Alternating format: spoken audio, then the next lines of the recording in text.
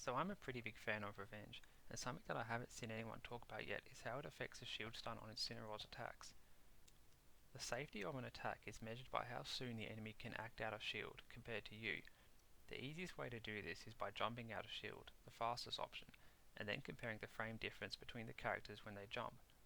Given that the beginning of jump squats aren't entirely obvious and the shield hit lag where both characters are frozen is the same, I'll measure the difference between how long it takes each character to get airborne.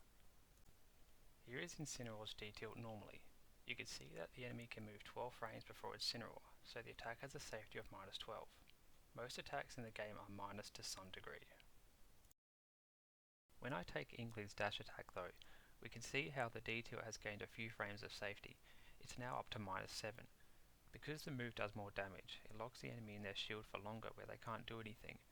This effect gets stronger the more powerful an attack, and actually applies to all of Lucario's attacks normally.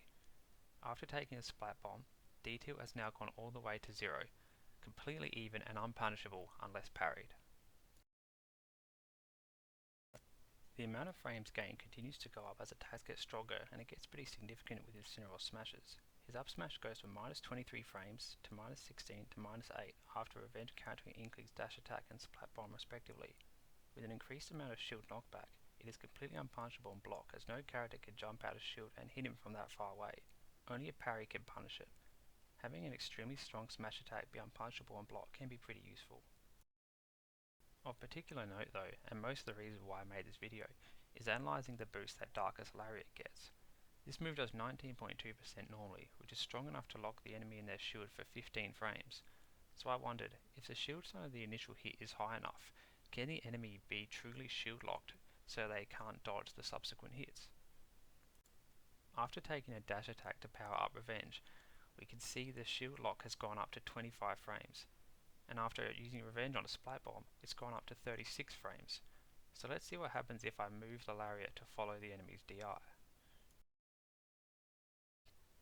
I can get to the enemy in 32 frames, making this a true shield lock, but only if I connect the 7th swing or earlier of the Lariat.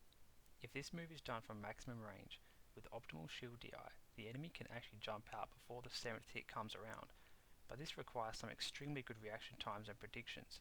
It is unlikely that an enemy will react quick enough with the correct combination of DI and options out of shield to get this right. From close range though, there is no escape, no matter how well they DI. It's going to hit them and go right through a full health shield. They cannot up B out of shield or anything. Therefore, when done at a ledge or on a platform, it will always shield lock and always shield poke. Things start to get really interesting though when you have countered a very heavy attack, opening up some KO move possibilities that very few characters have. If you manage to take a Bowser F smash for example, down tilt is now plus 4 on block. The plus 4 gives the Incineroar the ability to do some pretty amazing pokes when the enemy is trapped at the ledge and they can't shield DI away from any follow-up. With a plus 4 advantage on shield and Lariat activating on frame 5, the enemy has two options. Hold shield and be locked in it until the second hit comes around and shield pokes them doing a huge amount of damage, or attempt an invincible up B out of shield. What's also interesting is given that Incineroar's arms are invincible, he can actually directly contend with other invincible up Bs out of shield and win the following trade. The same applies to Marth. His up B is invincible on frame 4 with the hitbox out on 5.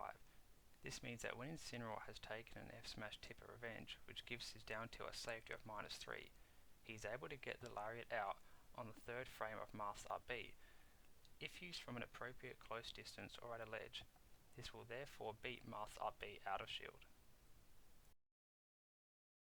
It's important to note that there isn't enough shield stun on a down tilt such that when the enemy shield DIs away, you can actually catch them in the Lariat soon enough to initiate the shield lock. The shield lock requires a first hit of Darkest Lariat to connect to create a true shield lock, whether it begins from a Revenge boosted D-tilt or just a Revenge boosted Lariat by itself. So if attempting the D-tilt to Lariat lock, only do it at a ledge, on a platform, or if you know you have at least 20% of Revenge stored up. Even if you mess up the spacing, Incineroar's arms are invincible, so the situation is reset. Lastly, yes, this effect continues to get more ridiculous as attacks get stronger. A full boosted Revenge F smash has a positive 14 frames of safety on block, like no smash move in history has ever had, but the shield knockback is, well, Ridley sized.